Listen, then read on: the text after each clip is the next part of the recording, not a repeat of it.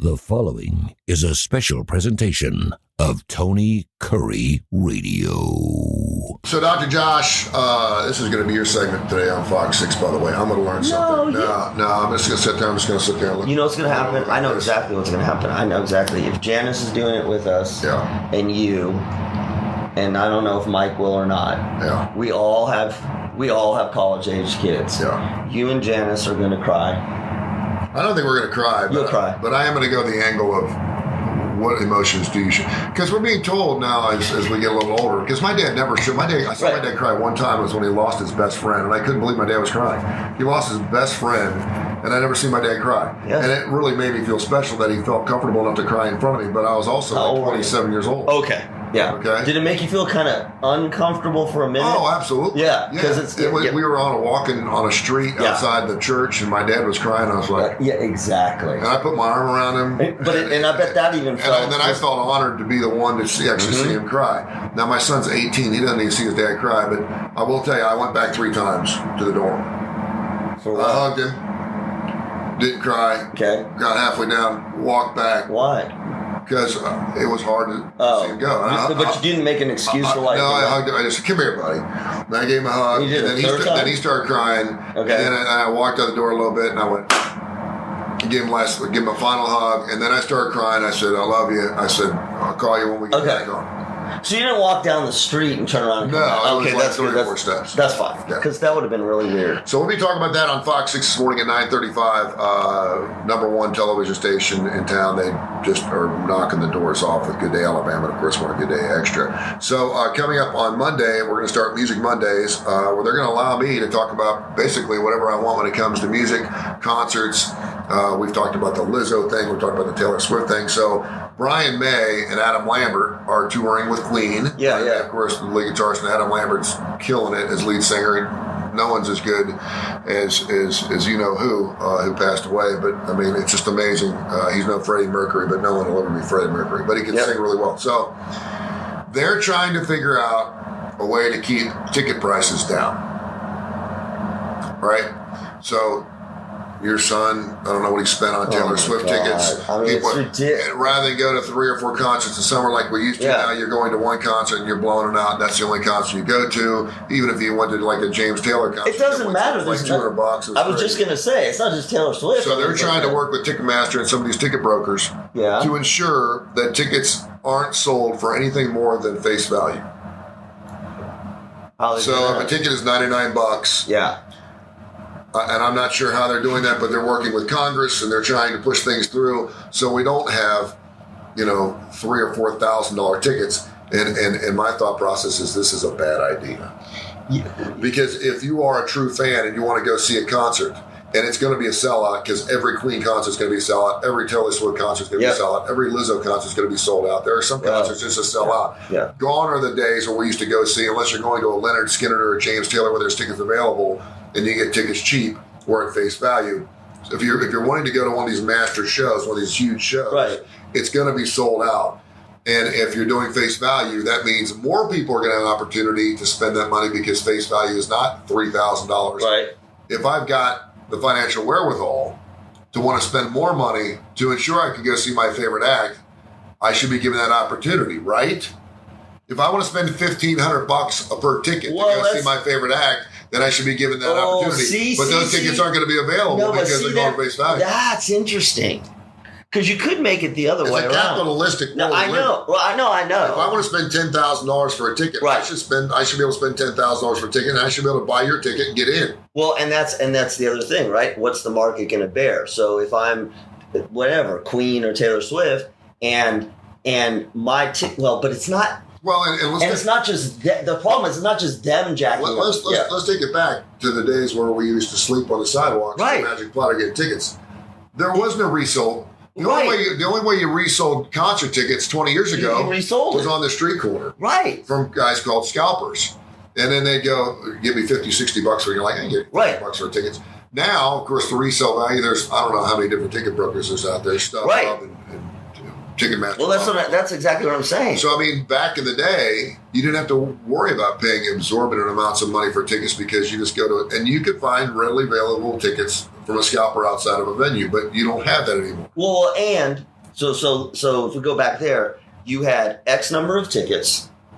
They were at whatever value they were, right? And when they were sold out, they were sold out. Yeah. There's nothing you could do. And so, like you said, you would go either you knew somebody who'd already been to the concert. They bought some tickets. I got 4 tickets to the big Van Halen concert coming up. Exactly. I'll give you $200 a piece for them. Okay, great. That's exactly. So you had the beginnings of that. Yeah. But it wasn't mass. I think the problem now is I don't know how you can't stop that unless artists are sort of putting it in their contract. There are a couple of bands, and I want to say AC/DC was one of the first bands to do this, because when I went and saw them about 7 or 8 years ago, I was willing to spend $300, $400, $500 a ticket because I was a huge AC/DC fan, and I couldn't do it. It would not allow me. In other words, they weren't allowing their tickets to go. You had to put in a code, and once you had your tickets, you couldn't resell them.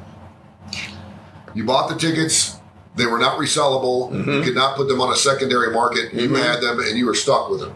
Now, you could take whoever you wanted to the show, right? But you could not resell those tickets on another. So, I don't know. I don't know. And if that's going to happen, then we're probably going to start seeing that for sporting events. I don't know how we're. Part of me is like, if a show's got 20,000 people and it's sold out, and some people spent $20,000 for a ticket, some people spent $39.99. Yep. It's just the way it is. I'm sorry. I do like the idea. You see this with sporting events, and I would like this for concerts. There should be. This is off the top of my head. There shouldn't. The ticket prices should not be so high across the board that you absolutely exclude a group of people. In other words, the lowest ticket. And I've heard this where they restrict the band tries to restrict a certain number of tickets that are going to be for just fans. Well, they're going to be, and of course those are gone before you even get a chance. Yeah. You can't even buy those tickets because now you have fans, and maybe it's the fans' fault. First of all, we're spending too much on concert tickets. We don't need to spend money on. Second of all, we're going to multiple shows. Yep. I would bet you anything that Taylor Swifties are going to see 3, 4, 5 different shows. They're traveling around the country to go see her play. Grateful Dead. Exactly. But Grateful Dead didn't sell out every stinking show either. Yeah, that's true. Well, you've explained. And it was the 70s and 80s. But you've also explained the difference where money's being made, right? Maybe we do something where you're allowed to see the artist once. You can only buy tickets. We can't do that. Because then who's going to regulate it? In a perfect world, you've got a concert where the biggest fans who have not seen this person perform before get a chance to see them at a reasonable rate. Well, or what you're seeing is now, and it's not everybody because the older bands can't do it, but let's use Taylor Swift for example. She says she loves to tour. Yep. You've said, this is how they make money, which is great. She just keeps adding dates. Yeah. I mean, she's on a schedule to tour all the way. She can add dates from here to 2050, and every show is going to sell out. It's going to be the same fans that are going to see the show every single time. Maybe by 2047, you'll finally be that person that gets a chance to see her, and she'll be 75 years old. The one thing where it does work is the Power Trip show, which is going to be out in Indigo, California, where Coachella plays. Yeah. It's called Power Trip. It's Metallica, Tool, AC/DC, Judas Priest, Iron Maiden's going to be part of it. They're playing Friday, Saturday, and Sunday. It's $599 to get in. Well, it's a festival, right? It's a festival. Yeah. So they don't run out of tickets. Well, they do at some point, right? No, I don't think so. I think it's like, Woodstock had a max. Yeah, 200,000 people show up. Where is it? But they've set the price where this ain't a Woodstock thing where you can run the gates. So it's at $600, you need to have some jack to get in. It's $100 a band. And so I'm thinking to myself, okay, now you may be 3 miles away when you hear the band, but at least you get a chance to go in and see it. Where is it? Is it Indigo or Indio? Indio, California. Indio, California. Right. Where Coachella plays. Right, where they had the Hurriquake. The Empire Polo Grounds. Yes. Yes. So where they had what they're calling it now? The Hurriquake. Oh, yeah. California, I'm telling you. I texted my brother, and all I could text was WTF.